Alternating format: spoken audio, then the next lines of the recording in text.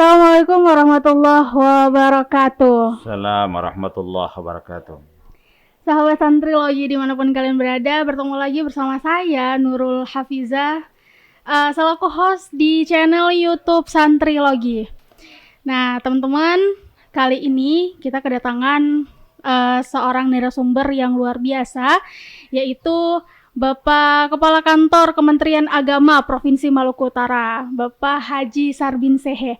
Ini sepertinya Bapak udah kita sepertinya udah berjumpa sering kali di channel YouTube ini, karena beliau juga memang salah satu tokoh masyarakat Maluku Utara yang memang kalau untuk membahas soal bangsa dan juga kemasyarakatan itu luar biasa sekali.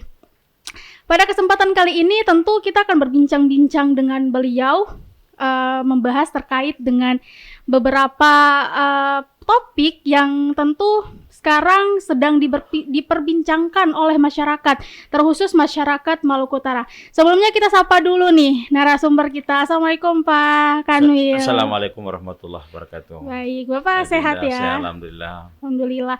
Karena kalau ngurusin umat memang harus sehat ya Pak. Harus sehat. Ya gimana mau ngurusin umat kalau kitanya nggak Nggak sehat. Betul sekali.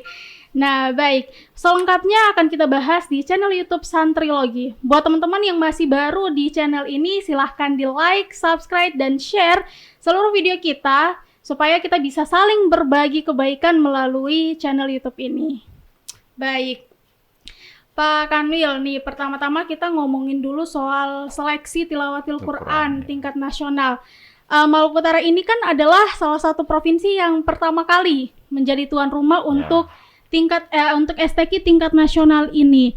Nah, mungkin sahabat-sahabat Santrilogi serta para masyarakat Maluku Utara nih ingin mengetahui nih, sudah sejauh mana Kementerian Agama tuh melakukan persiapan dari segi kepanitiaan, infrastruktur, serta penginapan gitu. Apalagi kita tahu bahwa hajatan STQ ini kan adalah hajatan dari Kementerian Agama. Ya, siap. Gitu. Nah, bagaimana Pak untuk persiapannya? Ya, baik, terima kasih Nanda Nurul. Bismillahirrahmanirrahim. Assalamualaikum warahmatullahi wabarakatuh. Bismillah, alhamdulillah, alhamdulillahirabbil alamin, wassalatu wassalamu ala asyrofil mursalin sayyidina Muhammadin wa ala alihi washabihi ajmain, amma ba'd. Kita semua tahu, kita bersyukur kepada Allah Subhanahu wa taala atas rahmat dan nikmatnya sampai saat ini kita diberikan kesehatan, keafiatan di tengah pandemi Covid yang masih berlangsung. Salawat dan salam marilah terus kita perbanyak kepada Rasulullah SAW serta keluarga dan para sahabatnya. Adinda Nurul yang saya hormati, pertama selaku masyarakat Maluku Utara, rasanya sangat bersyukur. Kenapa sangat bersyukur? Saya kira satu nikmat yang sangat besar ditetapkan Maluku Utara menjadi tuan rumah penyelenggara hajatan akbar seleksi tilawatil Quran. Yang sejak tahun 2018 gubernur dan seluruh jajarannya, wakil gubernur dan seluruh jajarannya ikut memperjuangkan agar Maluku Utara ditetapkan menjadi tuan rumah penyelenggara hajatan akbar ini, seleksi tilawatil Quran. Dan kita semua tahu rebutan-rebutan di provinsi-provinsi juga tidak gampang. Lalu kemudian melalui surat keputusan Menteri Agama menetapkan Provinsi Maluku Utara menjadi tuan rumah, dan kebijakan Bapak Gubernur agar seleksi tilawatil Quran tingkat nasional ke-26 tahun 2021 diselenggarakan di Sofifi. Kita semua juga tahu kondisi Sofifi seperti apa. Meskipun kita tahu persis ibu kota provinsi adalah Sofifi, tetapi infrastruktur yang tersedia itu masih jauh dari yang memadai, jauh dari yang diharapkan. Tetapi optimisme dan kebesaran jiwa oleh Bapak Gubernur, pemerintah daerah Provinsi Maluku Utara, Wakil Gubernur, kepala dinas, sekda, saya kira luar biasa telah menyiapkan infrastruktur yang bisa dipastikan bahwa STQ akan dihelat pada tanggal 16 pembukaannya. Saat ini panitia terus menyiapkannya. Kita pada saat awalnya telah kami sampaikan kepada Gubernur dan jajarannya, termasuk pada DPR dan jajarannya, bagaimana syarat-syarat pendukung lainnya untuk kegiatan hajatan nasional. Bagaimana ada infrastruktur, ada hotel, ada penerbangan, ada fasilitas umum, ada PLN dan seterusnya. Dan lambat laun itu dibenahi. Nah, karena itu seperti awal saya ingin menyampaikan bahwa STQ menjadi sebuah magnet STQ kita hadirkan agar pertumbuhan lain bisa kita kejar. Kita tahu persis bahwa posisi Maluku Utara sejak dibentuk sebagai sebuah provinsi, masih di Ternate bahkan dipindahkan ke ibu kota Sofifi, event-event kegiatan nasional seperti sulit kita hadirkan. Nah, STQ nasional meskipun di pandemi COVID, saya kira tidak ada alasan. Nah, kita menerimanya dan alhamdulillah Pak Gubernur telah membentuk panitia. Jadi skemanya ada 2 panitia, ada panitia pusat dan ada panitia daerah. Panitia pusat dalam hal ini LPTQ pusat lewat Dirjen Bimbingan Masyarakat Islam, tentu otomatis melekat dengan fungsi Kementerian Agama. Soal musabakahnya. Nah, tapi soal infrastruktur itu dipastikan bagaimana pemerintah daerah harus memberikan dukungan. Dan saat ini kita rasanya berterima kasih sebagai Kakanwil kepada Gubernur Maluku Utara untuk terus menyiapkan itu. Kita semua sadar betul dalam waktu relatif yang tidak lama sebuah masjid bisa berdiri di Sofifi yang megah. Lampu-lampu hias di jalan itu sudah bisa dihadirkan hari ini. Infrastruktur yang lain, saya kira seluruh perumahan ASN disiapkan untuk para kafilah. Meskipun kita tahu kelas-kelas hotel belum ada di Sofifi, tapi perumahan, sehingga kami sering menyebutkan begini, Nurul. Kalau Sofifi itu sebuah kehidupan yang sudah dilewati oleh ratusan tahun, bahkan boleh jadi ribuan tahun sudah ada kehidupan di sana. Lalu mereka sampai saat ini enjoy saja kehidupannya, bahagia saja kehidupannya. Lalu STQ yang cuma 10 hari masa tidak bisa hidup. Nah, karena itu saya kira masyarakat Maluku Utara, mari kita sama-sama jaga, memelihara keamanan, kerukunan, sehingga kita sukseskan STQ ini yang tinggal hitung hari. Ya, sampai hari ini kalau kita bagi tugas Nurul, tugas daerah menyiapkan infrastruktur, saya kira sudah hampir 90% terangkum infrastruktur. Misalnya skema pelayanan di Sofifi dan skema pelayanan Ternate, karena satu-satunya bandara yang kita gunakan adalah Bandara Sultan Babullah Ternate. Lalu kemudian dari sisi musabakah, saya kira Kementerian Agama sudah maksimal. Dari sisi teknis insya Allah tidak ada masalah lagi. Karena kita berbagai dengan pusat, panitia di pusat telah melakukan seleksi Dewan Hakim. Alhamdulillah sudah selesai. Lalu kemudian menyusun soal-soal kita sebut dengan makra itu sudah selesai. Lalu penetapan peserta dan technical meeting sudah dilakukan. Adalah 589 orang peserta yang akan berlomba di Sofifi. 589 di luar kontingennya. Itu peserta. Nah, maka kita bisa memastikan orang yang hadir di Sofifi ya lebih 2-3 ribu di sana. Nah, kami yang di daerah, khususnya di Kanwil dan jajarannya, saat ini tinggal menyiapkan BIMTEK secara khusus, mereka yang nanti MC memandu venue-venue yang ada berlangsung dengan tim IT. Dan itu kita sudah agendakan mungkin 2-3 hari ke depan kita lakukan bimbingannya. Sehingga dari sisi musabakah secara teknis dapat dipastikan tidak ada masalah lagi. Nah, jadi sebagai Kakanwil, saya kira dan jajarannya siap. Maluku Utara saya kira siap menyelenggarakan STQ di tanggal 16 pembukaannya, sementara tanggal 11-12 kita sambut tamunya. Nah, seperti itu kira-kira Nurul ya. Berarti memang STQ nasional ini bisa dibilang membawa berkah untuk Sofifi. Yang awalnya betul. Dilihat kota yang masih kosong, tapi ternyata sekarang dengan adanya STQ, infrastruktur di sana berjalan. Ya. Gitu. Oke, baik. Jadi bisa menjadi magnet untuk pertumbuhan yang lain, ya, pertumbuhan infrastruktur yang lain, lalu pertumbuhan ekonomi yang lain, karena orang semua datang. Pertumbuhan pariwisata bisa dipastikan karena ribuan orang datang, mungkin kita promosi Maluku Utara, ya pasti berimbas yang sangat baik, luar biasa di kemudian hari. Untuk ekonomi juga bagus. Ya, dan karena ini menjadi sejarah baru buat Maluku Utara, Nurul, dan saya tidak yakin akan terulang di 10 tahun kemudian. Nah, jadi karena itu saya kira memang masyarakat Maluku Utara harus bersyukur, saya kira terutama Sofifi dan sekitarnya. Rasa syukur kita itu ya mari kita sambut para kafilah, kita sambut para penghafal Al-Quran, para qari dan qaria ini dengan penuh humanis, dengan penuh senyum, penuh tawa. Nah, karena kita mampu bisa membumikan Al-Quran kurang lebih nanti 10 hari di Sofifi ini, saya kira luar biasa. Oke, Pak Kanwil, ini kan terkait dengan peserta nih. Tadi Bapak mengatakan bahwa memang di Sofifi itu untuk dari segi hotel belum memadai. Kira-kira untuk peserta itu dia ada tidak sih, maksudnya semuanya itu dialihkan ke Sofifi atau mungkin ada yang menetap di Ternate gitu. Ya, kalaupun jadi, menetap di Ternate, bagaimana nih skema transportasi ke Ternate sampai ke Sofifi gitu? Ya, jadi skema layanan kafilah atau tamu itu kita bagi dalam 2 konsentrasi besar. Pertama, untuk kafilah peserta yang 589 orang ditambah dengan pendamping yang kita proteksi satu provinsi 40 orang. Nah, sehingga kita pastikan 40 orang itu akan menetap di Sofifi 1x24 jam. Ditambah dengan Dewan Hakim yang kurang lebih dengan panitera kurang lebih 100 orang, 60 lebih Dewan Hakim dan panitera kurang lebih 30.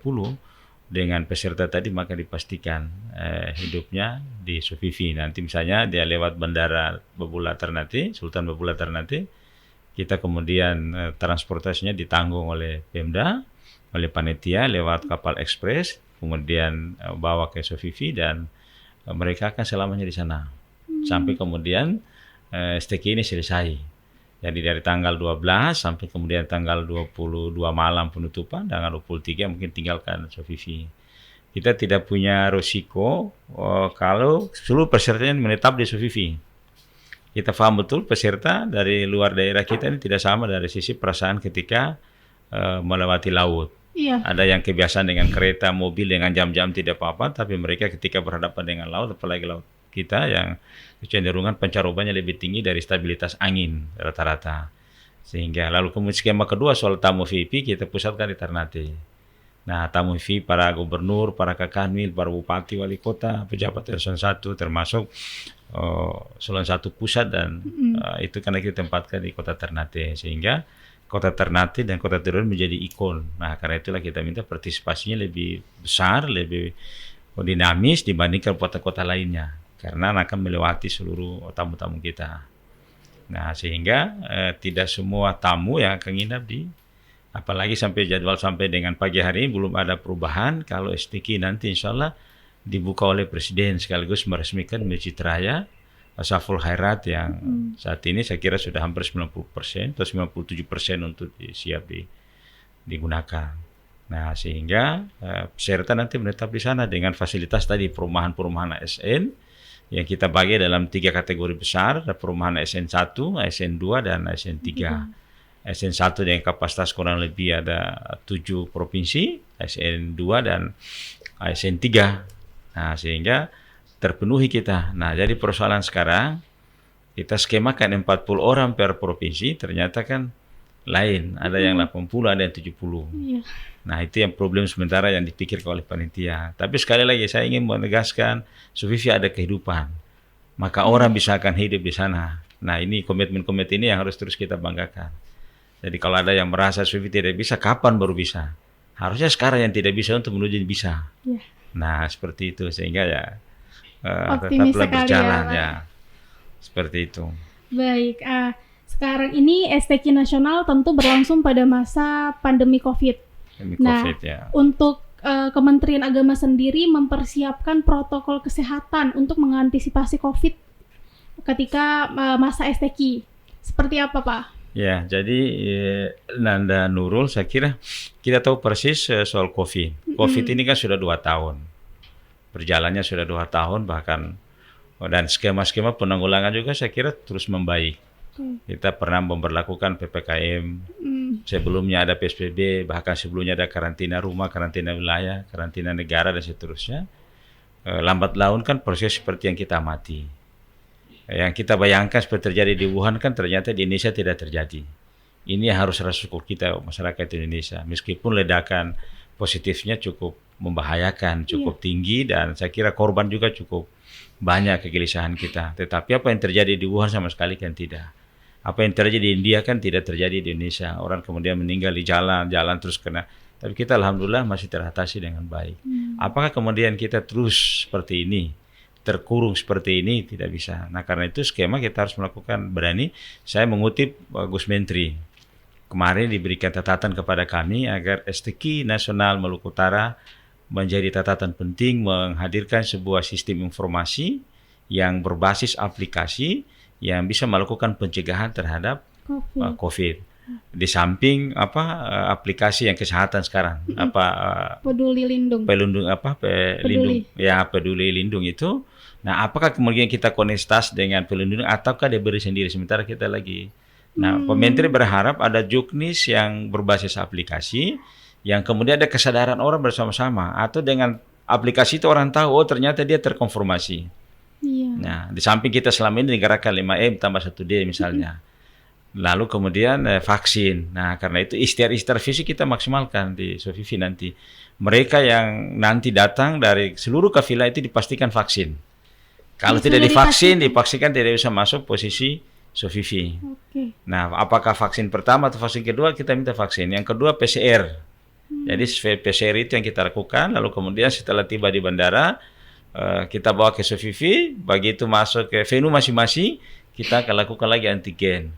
Dan nanti 2 hari sekali kita lakukan antigen, sehingga memaksimalkan kita tidak menjadi petaka baru buat Maluku Utara terhadap STQ. Niat kita baik, kegiatannya luar biasa mulia, tapi kita juga tidak berharap. Nah, sehingga ikhtiar untuk COVID saya kira sudah dilakukan maksimal secara teori, karena 5 venue pasti ada tim kesehatan, tim satgas ada standby, lalu kemudian tempat-tempat isolasi juga sudah ada. Kita tahu persis rumah sakit Sofifi kan rumah sakit yang masih baru. Nah, ruangnya sangat memungkinkan untuk kita bisa lakukan dalam kondisi darurat, sangat memungkinkan.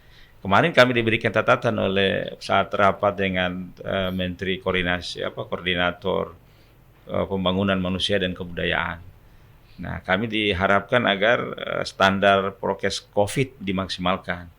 Nah, bahkan dibicara pada tingkat pendetail, oksigennya gimana, persiapan, saya kira Pemda insya Allah siap. Jadi khawatir, kita tetap khawatir ada, waspada tetap harus waspada, ikhtiar tapi harus ikhtiar, tapi kita tidak harus terbelenggu. Kita harus bangkit di tengah pandemi COVID dengan tadi, saya kira kalau menjaga jarak dan mungkin berbeda dalam sejarah STQ. Kalau selama ini STQ itu cenderungan masing-masing di hotel. Potensi kerumunan pasti terjadi, potensi berkumpul, potensi berinteraksi dinamis pasti berlangsung. Tapi di Sofifi kan lain hal, karena satu rumah kita tempatkan 4 orang. Itu sangat mendukung sekali protokol kesehatan. Karena satu rumah cuma 4 orang yang bisa ditempati. Nah, per kamar 2 orang dan ruangnya cukup tersedia, cukup memenuhi standar dari. Nah, sehingga dimungkinkan sekali tidak akan terjadi kerumunan. Lalu dengan masker saya kira pasti kita akan awasi dengan masker itu, sehingga minimal kecil sekali untuk terjadi. Kemarin rapat juga kami untuk minta bagaimana koneksitas antara aplikasi yang kita siapkan panitia dengan aplikasi pelindung diri itu. Nah, sehingga nanti kalau dia masuk ke venue masing-masing bisa ketahuan itu. Nah, bisa ketahuan apakah kemudian di scan langsung ketahuannya, sehingga kita, dan kalau pada saatnya misalnya terjadi terkonfirmasi juga sudah ada langkah-langkah antisipasi. Nah, seperti itu semua venue insya Allah dipastikan ada tim Satgas Kesehatan COVID dan kesehatan secara khusus untuk melayani para kafilah. Nah, saya kira seperti itu. Jadi insya Allah mudah-mudahan berjalannya lancar. Ada skema secara teori sudah bagus, tapi dalam praktek kadang-kala bisa terlambat, bisa cepat, bisa itu, saya kira itu wajar dari sebuah kegiatan manusia. Sekarang tinggal ya masyarakat Maluku Utara, saya kira terus berdoa lah kira-kira. Berdoa untuk kita jadi tuan rumah yang baik, tuan rumah yang bisa sukses. Nah, sukses juga termasuk sukses berprestasi lah kira-kira seperti itu. Mudah-mudahan kafilah Maluku Utara bisa tampil maksimalkan sebagai tuan rumah. Seperti itu. Baik, sahabat Santrilogi nih, terkhusus untuk masyarakat Maluku Utara yang apabila ingin untuk nonton STQ nasional diwajibkan vaksin ya. Berarti bukan cuma pesertanya, tapi masyarakat pun sudah harus ikut vaksin guna untuk menghadiri acara STQ pada tanggal 16 Oktober mendatang. Nah, Pak Kanwil nih ngomongin soal vaksin. Kita melihat bahwa masyarakat nih sepertinya untuk kesadaran vaksin masih kurang. Karena mungkin dibarengi dengan beberapa informasi hoax yang katanya setelah vaksin langsung meninggal atau setelah vaksin langsung sakit parah. Kira-kira Bapak sebagai salah satu di pemerintahan terkhusus Kementerian Agama yang menghimbau soal vaksinasi, memberikan pengertian terkait dengan vaksin itu baik. Itu bagaimana untuk di kalangan masyarakat kita? Ya, makasih Dinda Nurul. Saya kira memang opini netizen yang terbelah jadi dua sekarang COVID itu. COVID dianggap bohong dan COVID dianggap betul-betul sebagai pandemi global. Itu sudah 50-50 kalau kita melihat. Saya tidak tahu teman-teman dari Belitbang sebagai penelitian belum. Tapi skemanya sudah berbagi dua. Sebelumnya orang menganggap pandemi itu angkanya 85%, tapi belakangan muncul sudah 50-50. Dianggap pandemi ini bohong-bohongan, foya dan seterusnya. Itu sudah terbagi dua, hanya 50%. Ini tantangan tersendiri buat kita semua untuk meyakinkan masyarakatnya. Tapi kami berharap dan saya kira seluruh kekuatan masyarakat, meskipun kita saat ini memang khusus cerita soal vaksin masih angkanya rendah. Nah, kami di panitia dan jajaran pemerintah daerah, gubernur sudah melakukan instruksi kemarin rapat terakhir dan rapat yang paling besar melibatkan seluruh instansi terkait, dipimpin oleh Pak Gubernur dengan Wakil Gubernur, hadir ke Wakil Ketua DPR dan tokoh daerah lainnya untuk membicarakan soal skema penanganan STK di Sofifi. Dan kami berharap dalam waktu kurang lebih 1 minggu ke depan kita akan naikkan cakupan luasan vaksin. Nah, kalau ke Kanwil sendiri, saya kira Nurul tidak ragu. Karena paling garis terdepan adalah Kanwil, termasuk ke Kanwil Maluku Utara. Bayangkan Nurul itu siswa belum divaksin, santrinya sudah divaksin di Maluku Utara. Kurang apa ke Kanwil kira-kira? Ya, seluruh pondok-pondok pesantren sudah divaksin. Ya, di Ome pertama, lalu kemudian di Sula, lalu kemudian di Morotai, kemarin juga masuk Kota Tidore, yang dianggap selama ini basis vaksin yang dianggap ditolak. Saya kira tidak. Kemarin di hari Senin kemarin di Ali bin Abi Thalib, seluruh gurunya divaksin, seluruh santrinya divaksin. Nah, kita sekarang sudah bergerak di madrasah. Nah, besok lagi ada di madrasah, beberapa madrasah lihat di Kota Tidore, Ternate kita lakukan seluruh. Nah, sehingga kalau dianggap bukan cuma sekedar berikan edukasi kepada masyarakat, kita sudah menjadi model gerakan. Nah, di seluruh ASN Kementerian Maluku Utara dipastikan mungkin tinggal 10% yang belum divaksin karena akibat kesehatannya. Nah, misalnya dia belum divaksin karena dia sementara ada penyakit misalnya, tapi selebihnya sudah divaksin. Nah, kami juga terus menyampaikan melalui safari Jumat, bahkan tiap malam Jumat itu kan ada doa dan zikir bersama oleh kami menggagasnya sudah kurang lebih hampir 3 bulan ini. Itu terus kita lakukan edukasi. Terus menyampaikan karena sekian ribu orang hadir di Zoom meeting itu, saya kira memberikan dampak yang luar biasa untuk terus membangkitkan bahwa vaksin kebutuhan kita, kebutuhan diri kita, kebutuhan keluarga kita, dan sekaligus sebagai pencegahan atas penularan COVID. Meskipun vaksin bukan obatnya COVID, tapi mampu mencegah. Ada hasil penelitian terbaru yang kita bisa membaca, mereka yang sudah vaksin dan belum divaksin dan ketika terkonfirmasi berbeda. Nah, karena itu kepada seluruh masyarakat Maluku Utara melalui channel Santrilogi ini saya berharap, ayo kita kosongkan pikiran-pikiran hoax terhadap vaksin. Nah, vaksin kita perlukan. Nah, vaksin kita perlukan dalam rangka imun kita untuk lebih baik, karena tidak semua imun kita bisa dapat dari makanan. Jadi vaksin menjadi ikhtiar kita memaksimalkan. Ikhtiar lahiriah saya kira 5M tambah vaksin, lalu jangan lupa terus mengetuk pintu langit, menghadirkan pertolongan Allah. Ada kemarin naik pandemi COVID di Maluku Utara di bulan Juni-Juli, lalu kemudian kita skemakan di akhir Juli itu kita lakukan doa bersama. Hampir setiap malam Jumat, ada hubungan dan tidak hubungan, pasti COVID di Maluku Utara semakin turun. Itu artinya pertolongan Allah terus kita hadirkan. Dengan ikhtiar fisik terus kita lakukan maksimal, lalu terus mengetuk pintu langit, menghadirkan pertolongan Allah. Saya kira apalagi kita sukseskan STQ, saya kira insya Allah baik-baik saja lah, mudah-mudahan begitu kira-kira. Berarti memang imbauan untuk masyarakat Maluku Utara ini harus cukup kuat ya dalam segi vaksin. Gitu. Ini adalah sebuah kebutuhan yang sebenarnya memang perlu di pandemi sekarang ini. Kita beralih ke topik selanjutnya. Pak Kanwil, di bulan Oktober itu kan ada 2 kegiatan nasional, yaitu STQ nasional dan juga kegiatan Hari Santri Nasional. Santri ya. Ya, di 22 Oktober baru-baru ini belakangan Menteri Agama sudah mengeluarkan logo Hari Santri Nasional di 2021. Dari Kementerian Agama sendiri sudah melakukan apa nih Pak untuk Hari Santri ini? Apakah kegiatannya akan seperti tahun lalu atau karena bentrok dengan STQ nasional jadinya kegiatannya berubah? Gitu. Ya, terima kasih Nanda Nurul. Saya kira memang kegiatan Hari Santri menjadi hajatan tahunan. Iya. Jadi bagi Kanwil Maluku Utara dan seluruh jajarannya bukan hal baru, bukan asing lagi. Skema yang kita lakukan kegiatan akan terus naik meskipun ada STQ, tidak ada STQ. Hari Santri, hari yang spesial buat kita semua. Kita tahu persis Indonesia negara telah memberikan penghargaan yang besar kepada Para santri, dan karena jasa santri membangun negeri ini, perjuangkan kemerdekaan, mengisi kemerdekaan, dan saya kira hampir di seluruh sektor ada santri. Kemandirian itu luar biasa di pondok-pondok yang lahirnya santri-santri itu. Jadi untuk Hari Santri Nasional tidak terganggu dengan STQ. Nah, jadi ada 3 kegiatan besar yang kita terus lakukan, dan itu menjadi ciri khas model gerakan bersama di dalam memperingati Hari Santri. Pertama, upacara puncak itu pasti kita lakukan. Di 22 Oktober. 22 Oktober. Ya. Karena STQ nanti malam penutupannya, siangnya tetap kita akan langsungkan upacara. Nah, kita akan menghimbau kepada seluruh pondok pesantren untuk melakukan upacara yang sama. Dengan terus memperkecil skema kehadirannya, dengan terus menjaga protokol kesehatannya. Seperti tahun lalu. Nah, tahun lalu itu meskipun pandeminya masih tinggi, kita upacara karena kita disemangati oleh Hari Santri dan tidak bisa mengabaikan. Yang kedua, logo kemarin di launching juga tidak berbeda dengan yang lalu tentang semangat berbagi. Nah, makanya akan tetap kita lakukan semangat berbagi di Hari Santri. Nah, sudah biasa kami di paket-paket berbagi di Hari Santri di kantor seluruh jajarannya.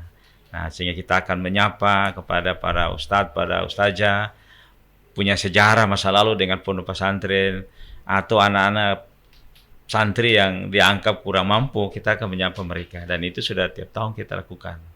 Berarti memang tetap akan dilakukan. Tetap kita lakukan. Lalu yang kedua, kita akan melakukan doa bersama dan zikir bersama sebagai ciri khas dari Hari Santri. Nah, kita akan lakukan hanya mungkin digeser waktunya, bukan lagi tanggal 22 malam. Biasa kita paginya upacara, malam kan kita zikir. Nah, kita akan geser majukan sehari atau 2 hari sebelum untuk zikir. Tapi upacara tetap di tanggal 22. Nah, kita terus mengikhtiarkan apakah kemudian upacara di Sofifi di 1 titik. Tahun lalu kan kita buat di 2 titik ini untuk Kanwil. Ya, ada di pesantren Bukit 9, lalu kemudian ada di Sofifi. Nah, sekarang juga kita akan skemakan mungkin hal yang sama. Kita lagi menunggu jadwal informasi apakah nanti STQ terakhir ditutup oleh siapa. Nah, kalau ditutup oleh Pak Menteri, ya bisa jadi inspektur upacaranya Pak Menteri. Dan kalau itu terjadi, masa sejarah baru lagi Pak Rahadi kita nanti. Kalau itu terjadi. Nah, kita terus melakukan skema persiapan saat ini. Nah, mungkin hari Senin kita akan lakukan rapat secara khusus terkait dengan Hari Santri. Jadi tidak mengurangi sedikit pun semangat memperingati Hari Santri. Meskipun Hari Santri itu setiap tahun dibandingkan di STQ nasional, itu kan sejarahnya pasti berbeda. Nah, Hari Santri tiap tahun kita lakukan, STQ nasional saya kira sejarahnya agak sulit terulang. Di minimal 20 tahun ke atas, untuk di bawah 20 tahun sulit terulang. Tapi dua-dua saya kira menjadi bagian penting. Refleksi kehidupan beragama ada pada 2 kegiatan itu. Memperingati Hari Santri dan STQ nasional menjadi sumbu dari pembangunan kehidupan beragama. Tentu Kanwil pasti menjadi garda terdepan lah, seperti itu.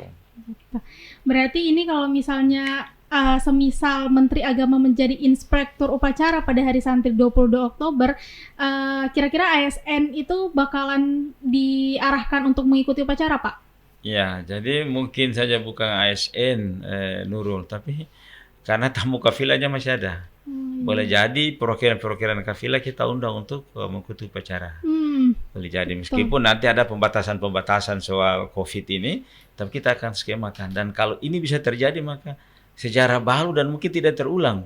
Upacara Hari Santri yang bisa dihadiri perwakilan kafilah minimal 2-3 orang, dan saya kira hampir seluruh kafilah yang hadir itu tidak bisa dipisahkan kultur kehidupannya dari santri. Dari santri, betul ya, Pak. Sejarahnya dari santri, darah dagingnya dari santri. Saya kira mungkin keturunannya dari santri itu bisa dipisahkan. Jadi boleh jadi ya akan hadir di upacara itu, dan ini sekarang kita lagi skemakan itu. Nah, mudah-mudahan kalau terjadi ya kita loncatan-loncatan sejarah barulah kira-kira seperti itu. ada momen-momen karena memang erat sekali hubungannya antara STQ dengan santri. Nah, kita semua sadar betul musabaqah tilawatil Quran dan itu awalnya dari mana kan gitu. Kaitan sekali dengan hari produk dari santri. Iya. Nah, kita tahu sendiri sejarahnya itu. Lalu kemudian karena memang dimitigasi oleh pemerintah yang kuat di Indonesia, maka muncul ada STQ. Dulu kan kita ada STQ, yang ada kita adalah musabaqah. Nah, lomba-lomba itu berasal dari santri kalau mau jujur. Lalu kemudian dikemas di NU waktu itu di sejarahnya, lalu kemudian dimitigasi oleh pemerintah, maka jadilah menjadi ke dalam rangka penguatan terhadap kehidupan beragama. Kita paham betul di Indonesia kehidupan beragama. Nah, karena itu ketika dua peristiwa ini terjadi dalam satu waktu, saya kira ini momen sejarah yang harus disyukuri sesungguhnya. Karena kapan lagi terjadi di tanggal 22 penutupan STQ dan di tanggal 22 hari santri.